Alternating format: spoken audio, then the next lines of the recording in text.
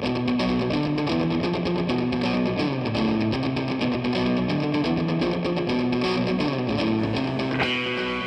Pod, Episode 1037, We Who Live in the Heart, Part 3, by Kelly Robson.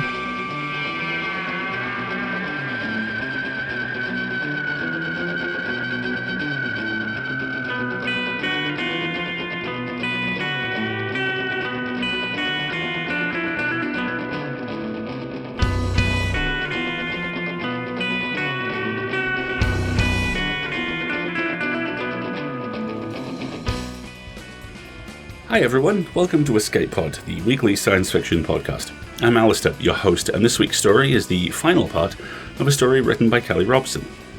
Kelly writes science fiction, fantasy, and horror, and her short fiction collection, Alias Space and Other Stories, was published by Subterranean Press and won the 2022 Aurora Award. Her time travel adventure, Gods, Monsters, and the Lucky Peach, won the 2019 Aurora and was a finalist for the Hugo, Nebula, Theodore Sturgeon, and Locus Awards. Her most recent book, the fantasy stoner comedy High Times in the Low Parliament, was a finalist for the Nebula. In 2018, her story, A Human Stain, won the Nebula Award for Best Novelette, and this story was a finalist for the 2018 Theodore Sturgeon. In 2017, she was a finalist for The Astounding for Best New Writer. In 2016, her novella, Waters of Versailles, won the Prix Aurora and was a finalist for the Nebula and World Fantasy. Her story, The Three Resurrections of Jessica Churchill, was a finalist for the 2015 Theodore Sturgeon, and her story, 2 Year Man, was a finalist for the 2015 Sunburst. Kelly grew up in the foothills of the Canadian Rockies, and as a teenager was crowned Princess of the Hinton Bighorn Rodeo. From 2008 to 2012, she wrote the Wine and Spirits column for Chatelaine, Canada's largest women's magazine. Kelly consults as a creative futurist for national and international organizations. She and her wife, A.M. Delmonica, live in downtown Toronto. Your narrator for this one is Iba Armenkas. Iba is an award-winning writer-director based in LA who is available for audio and cinematic projects. She still hasn't found time to build a website, and she would like to encourage listeners to shame her about it on Instagram or Twitter. Your intrepid sound slinger for this week is, once again, the mighty Adam Pracht. Adam lives in Kansas, but asks that you not hold that against him, and he was the 2002 college recipient of the RFK Award for writing about the disadvantaged, and has published what he describes, I think unfairly, as a disappointingly slim volume of short stories called Frame Story, 7 stories of sci-fi and fantasy, horror and humour, which is available from Amazon as an ebook or a paperback. He's been working on the follow-up volume, Schrodinger's Zombie, 7 Weird and Wonderful Tales of the Undead, since 2012, and successfully finished the first story. Adam has said he hopes to complete it before he's cremated and takes up permanent residence in an urn. You can also hear his narration and audio production work on 2 Audible audiobooks, and as a regular producer and occasional narrator for the Drabblecast. So, one more time, let's go get that horizon. He's got stories to tell.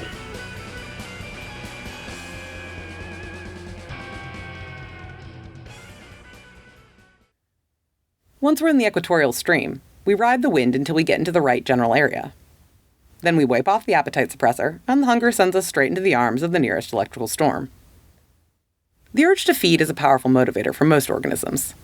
Mama chases all the algae she can find and gobbles it down double time. For us on the inside, it's like an old-style history doc.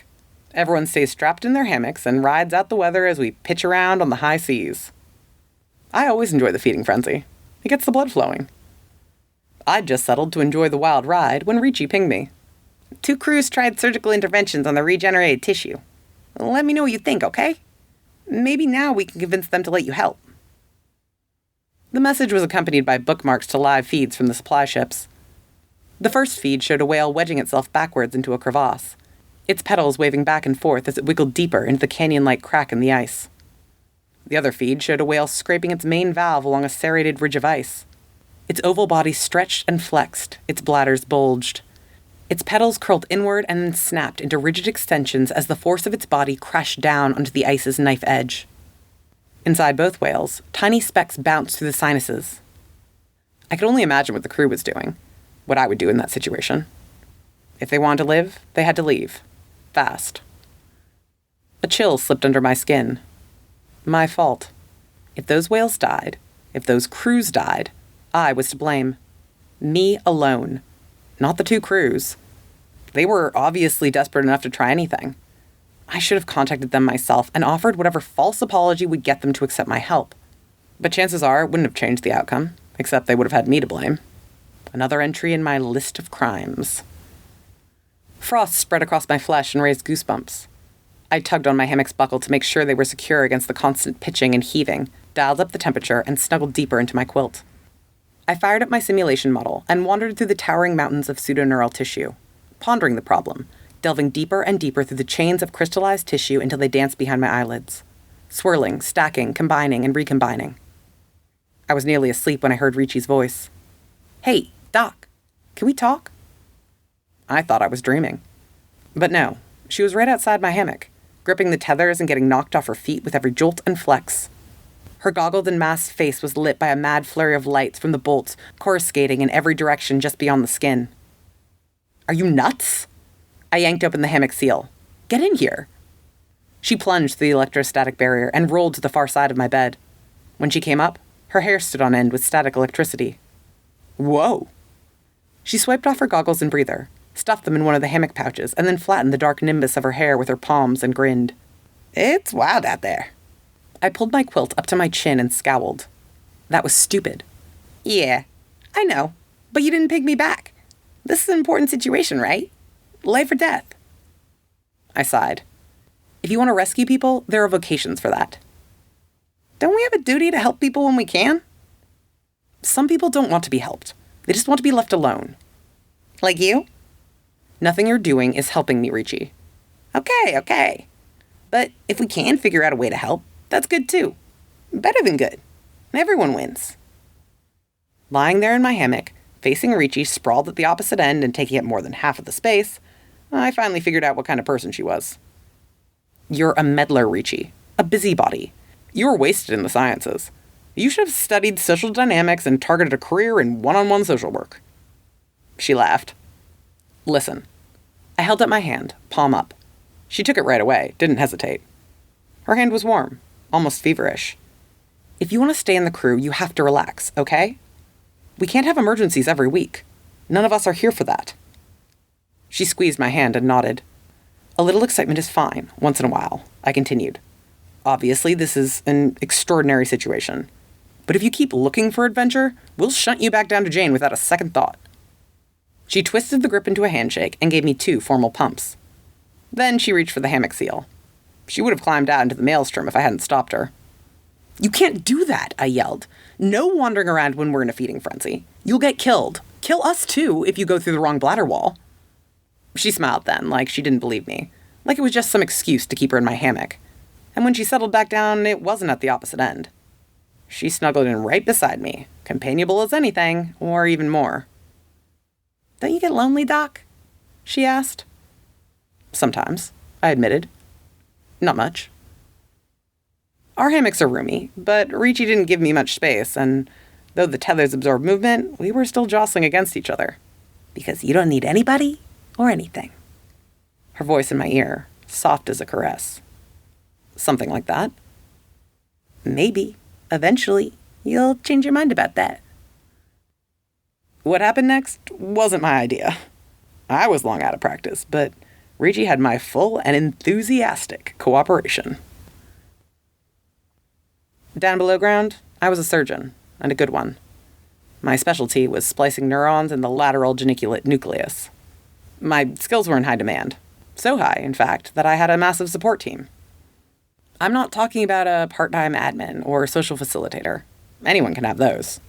I had an entire cadre of people fully dedicated to making sure that if I spent most of my time working and sleeping, what little time remained would be optimized to support physical, emotional, and intellectual health.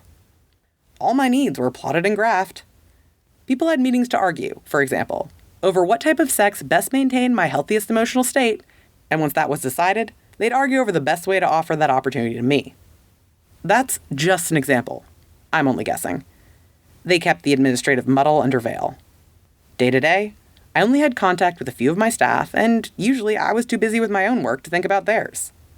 But for a lot of people, I was a billable hours bonanza.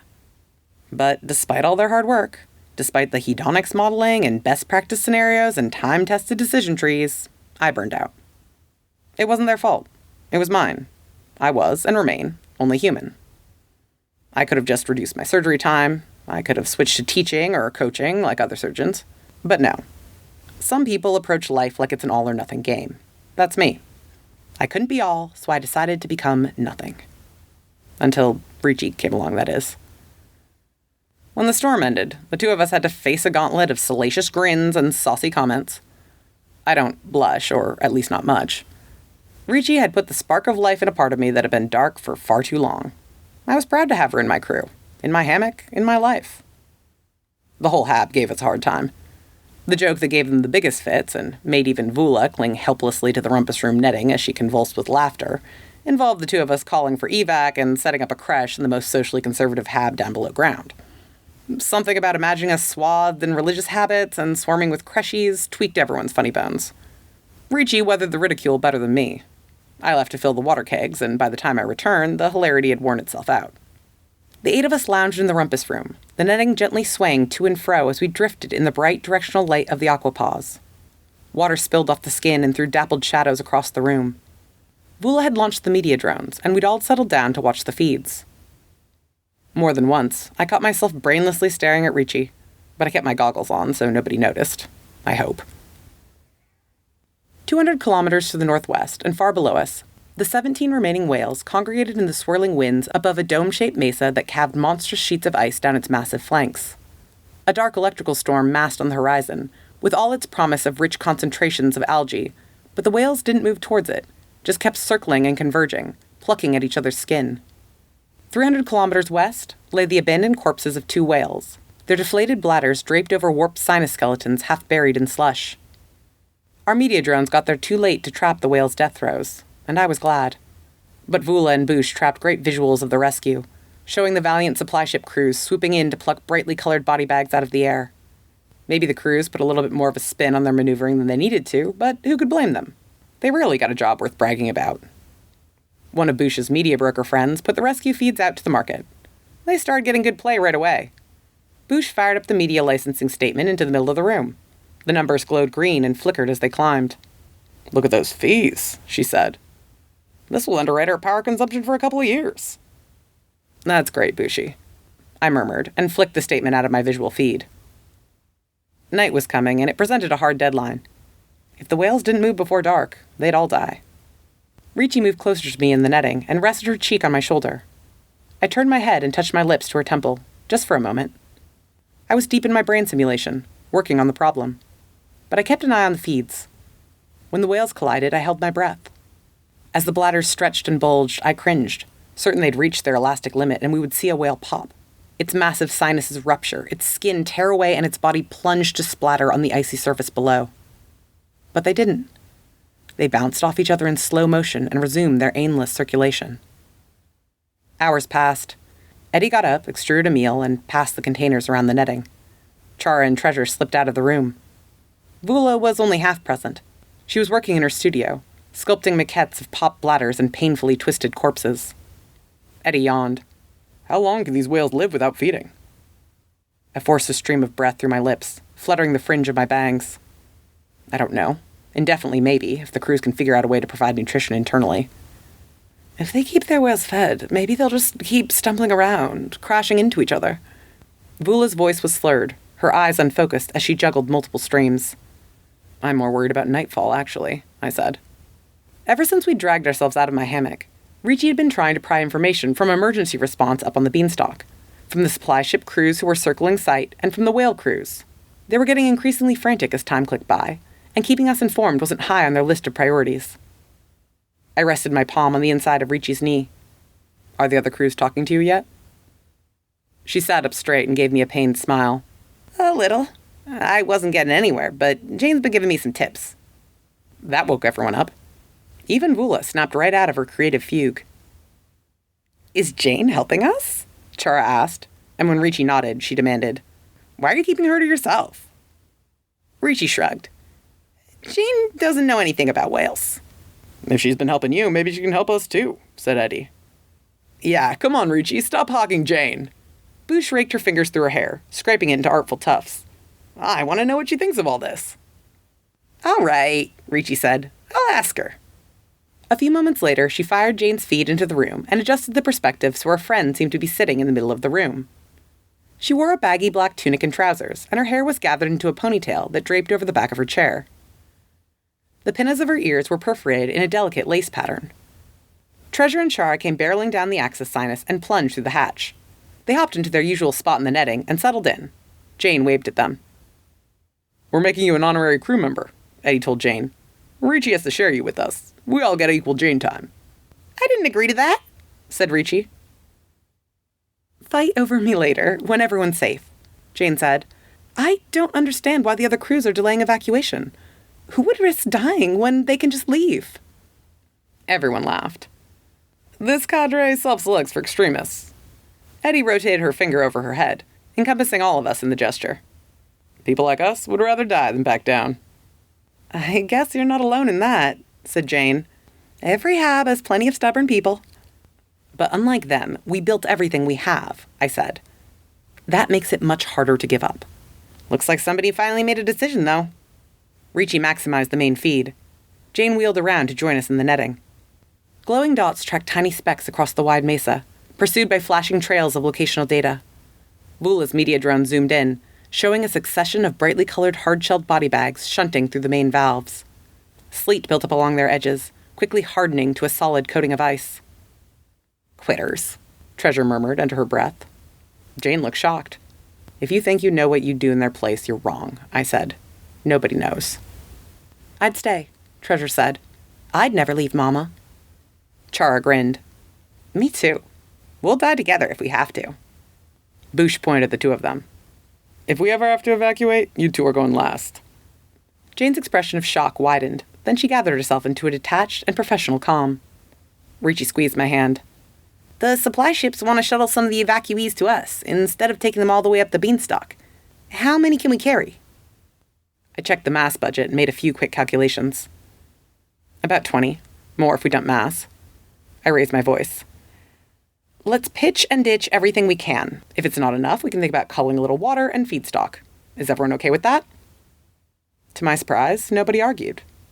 I'd rarely seen the crew move so fast, but with Jane around, everybody wanted to look like a hero. Life has rarely felt as sunny as it did that day. Watching the others abandon their whales was deeply satisfying. It's not often in life you can count your victories, but each of those candy-colored human-sized pods was a score for me and a big, glaring 0 for my old, unlamented colleagues. I'd outlasted them. Not only that, but I had a new lover, a mostly harmonious crew of friends, and the freedom to go anywhere and do anything I liked, as long as it could be done from within the creature I called home. But mostly, I loved having an important job to do. I checked our location to make sure we were far enough away that if the other whales began to drift, they wouldn't wander into the debris stream. Then we paired into work teams, pulled redundant equipment, ferried it to the main valve, and jettisoned it. I kept a tight eye on the mass budget, watched for tissue stress around the valve, and made strict calls on what to chuck and what to keep. Hygiene and maintenance bots were sacrosanct. Toilet and hygiene stations, too. Safety equipment, netting, hammocks, all essential. But each of us has 50 kilos of personal effects. I ditched mine first.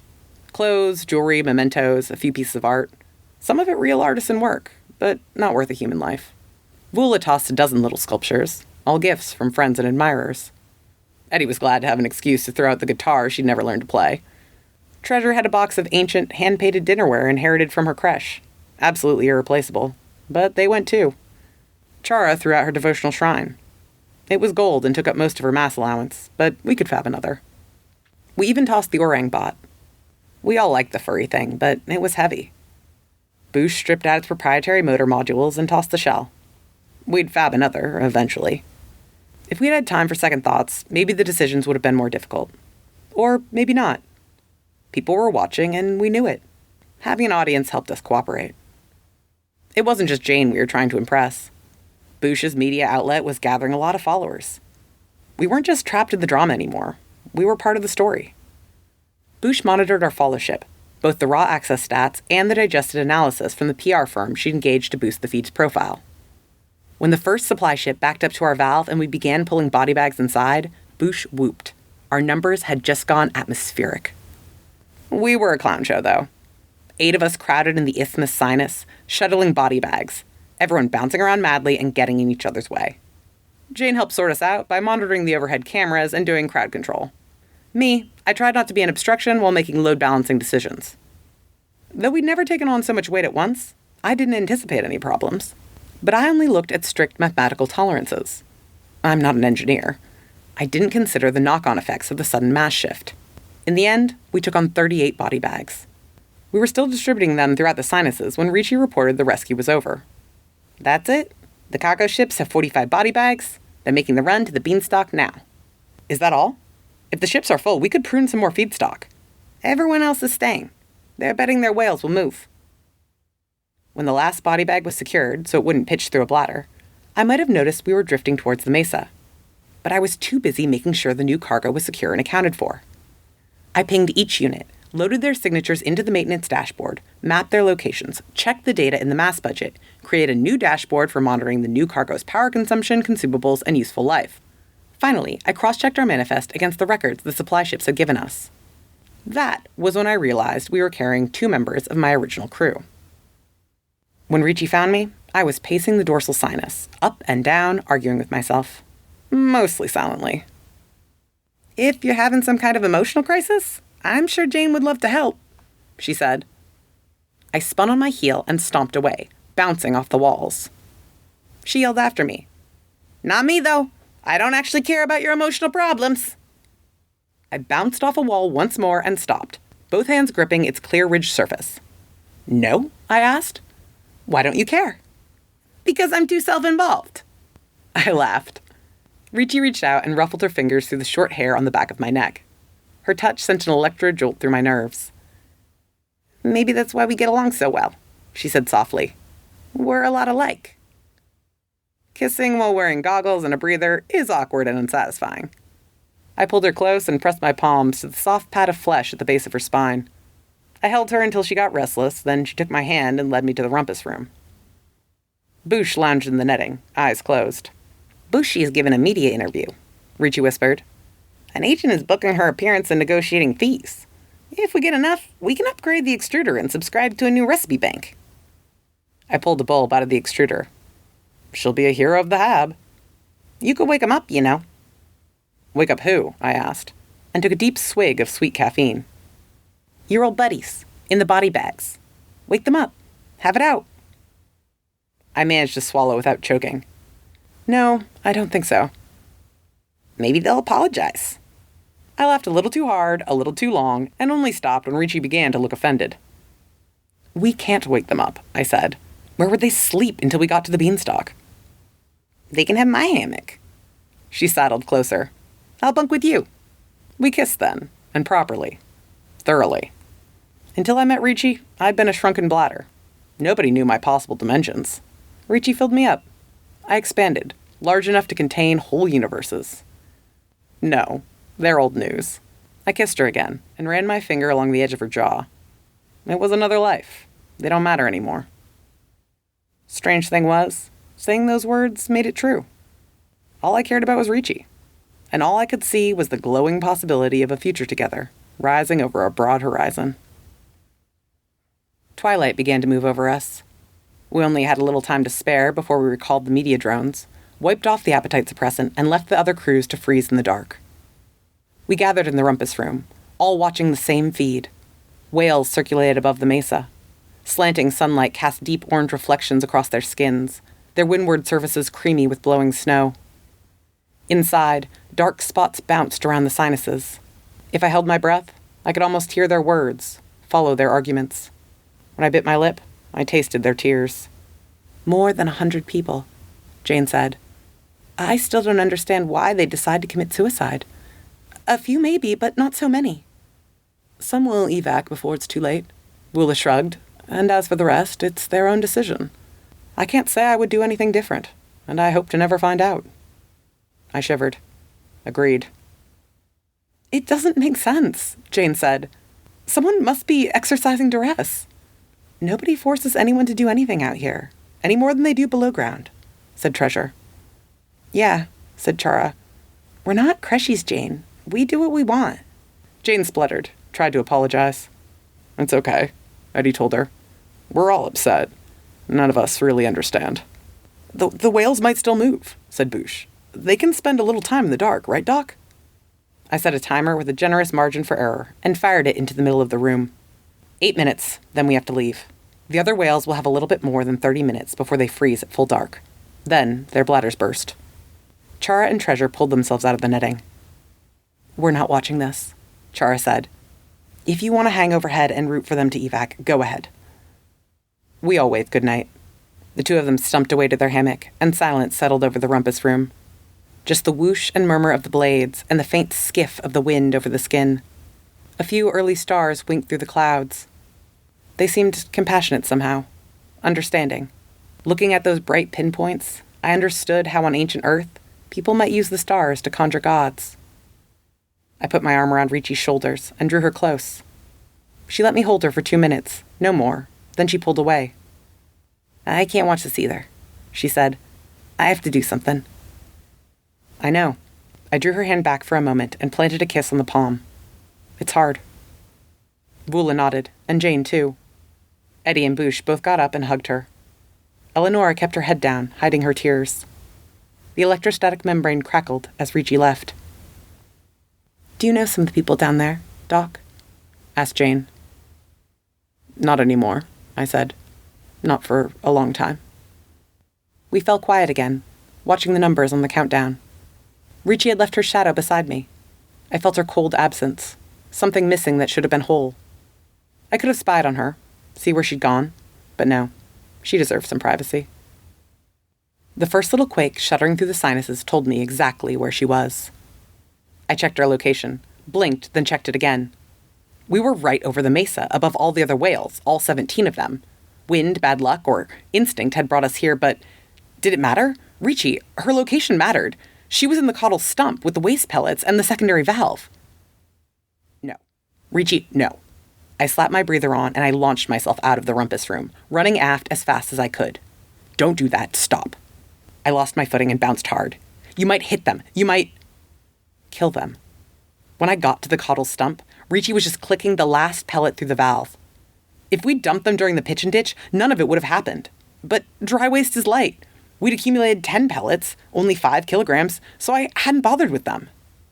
But a half-kilo pellet falling from a height can do a lot of damage. I fired the feed into the middle of the sinus. One whale was thrashing on the slushy mesa surface, half obscured by the concussive debris. 2 more were falling, twisting in agony, their bladders tattered and flapping. Another 3 would have escaped damage, but they circulated into the path of the oncoming pellets. Each one bursts in turn, as if a giant hand had reached down and squeezed the life out of them. Ricci was in my arms then, both of us quaking, falling to our knees, holding each other and squeezing hard as if we could break each other's bones with the force of our own mistakes. 6 whales, 22 people, all dead. The other 11 whales scattered. One fled east and plunged through the twilight band into night. Its skin and bladders froze and burst, and its sinus skeleton shattered on the jagged ice. Its crew had been one of the most stubborn. None had evacuated. They all died. 10 people. In total, 32 people died because Ricci made an unwise decision. The remaining 10 whales recongregated over a slushy depression near the beanstalk. Ricci had bought the surviving crews a few more hours, so they tried a solution along the lines Ricci had discovered. Ice climbers used drones with controlled explosive capabilities to stabilize their climbing routes. They tried a test. It worked. The whales fled again, but in the wrong direction, and recongregated close to the leading edge of night. In the end, the others evacuated. All 70 got in their body bags. By strict accounting, Ricci's actions led to a positive outcome. I remind her of that when I can. She says it doesn't matter. We don't play math games with human lives. Dead is dead, and nothing will change that. And she's right. Because the moment she dumped those pellets, Ricci became the most notorious murderer our planet has ever known. The other Habs insist we hand her over to a conflict resolution panel. They've sent negotiators, diplomats. They've even sent Jane. But we won't give her up. To them, that proves we're dangerous. Criminals. Outlaws. But we live in the heart of the matter, and we see it a little differently. Richie did nothing wrong. It was a desperate situation, and she made a desperate call. Any one of us might have done the same thing, if we'd been smart enough to think of it. We're a solid band of outlaws now. Vula, Treasure, Chara, Eddie, Boosh, Eleonora, Richie, and me. We refuse to play nice with the other Habs. They could cut off our feedstock, power, and data, but we're betting they won't. If they did, our blood would be on their hands. So none of us is going anywhere. Why would we leave? The whole planet is ours, with unlimited horizons.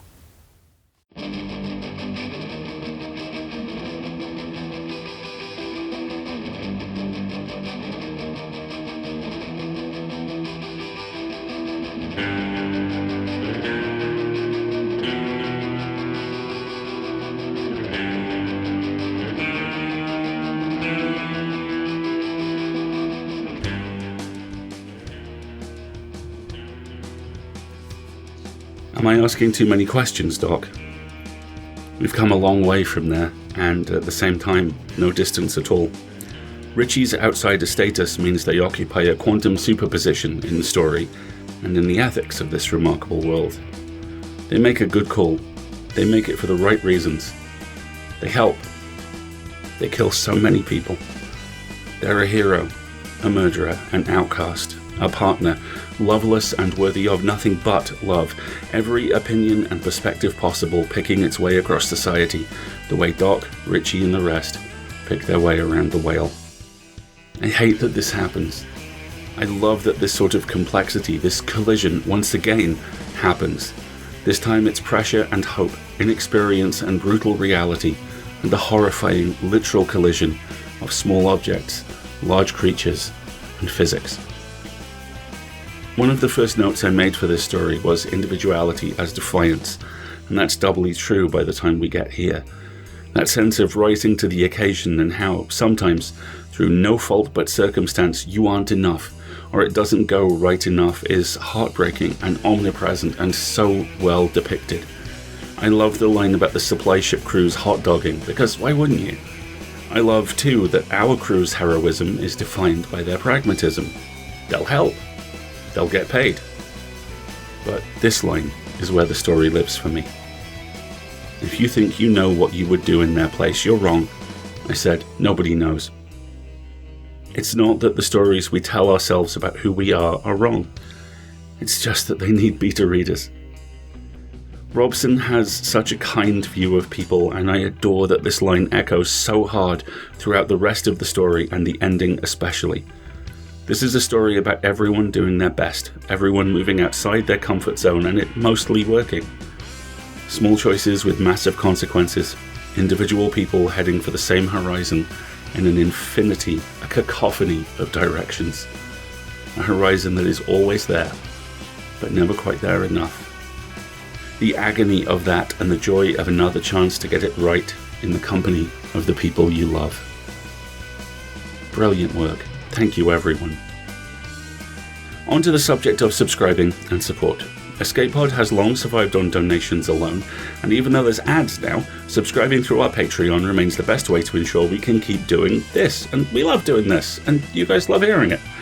And if you subscribe at the $7 tier, the ads will go away again, I promise you. So, if you'd like to support what we and the rest of Escape Artists do, please join our Patreon at patreon.com/EA Podcasts, and please do that through your browser to avoid paying the App Store fees. Would you prefer another method? Great! There are details for supporting us via Twitch, Amazon Prime, Ko-fi and PayPal on escapeartists.net, or you can reach out directly by email at donations@escapeartists.net with any questions you have, and someone will get back to you. Now for the legal bit. Escape Pod is part of the Escape Artists Foundation, a 501c3 non-profit, and this episode is distributed under the Sing It With Me Creative Commons Attribution Non-Commercial No Derivatives 4.0 International License. That means you can share it, and it means we want you to, we'd love you to, but you can't sell it, and you can't change it, and if you want specifics, check creativecommons.org. Our music is, as ever, by Daikaiju. One last thing. Escape Pod is proud to say that we have partnered with Sleep Phones headphones to provide a special Escape Pod branded set of sleep phones. Sleep phones are a basically the world's best bandana. They are soft headphones that you can wear while you sleep. In fact, Marguerite has a pair she wears on international flights. They're comfortable, slim. The best way to describe them is headphones in a headband. So, you put it on, you unplug from the world, and you surround yourself in an ultimate sound experience without disturbing or being disturbed by the people around you. And if you're wondering whether unplug is metaphorical, it doesn't have to be. Sleep phones are available through Bluetooth and 3.5mm standard audio jack connections. So, whichever generation you are, however you like to listen, you can. They were designed by a family doctor, they provide wearable comfort, they are literally, and I know this is ad copy, but sometimes you've got to respect a well-turned phrase, music to your ears. They're easy to clean, they're comfortable, and now you can get them with our very cool logo. And you can get a 10% discount off your order of the EscapePod branded sleep phones if you use the coupon code EscapePod, all one word. Follow the link in our show notes to sleep phones, and remember, 10% off with EscapePod, all one word. EscapePod is part of the Escape Artists Foundation, a 501c3 non-profit. And this episode is distributed under the Creative Commons Attribution Non-Commercial No Derivatives 4.0 International License. A phrase so beautiful I felt the need to say it twice. We'll see you next week. Before then, we're sending you off into the week with this from Cloudwood Ho. On high we go to break the binding bond, spur outward past beyond, set blaze to bravery's light, bring hope to starry night. Set wrongs to right and freedom's fights to ever chase the day in winged flight. On high we go. Cloudwood Ho. We'll see you next time, folks. Till then, have fun.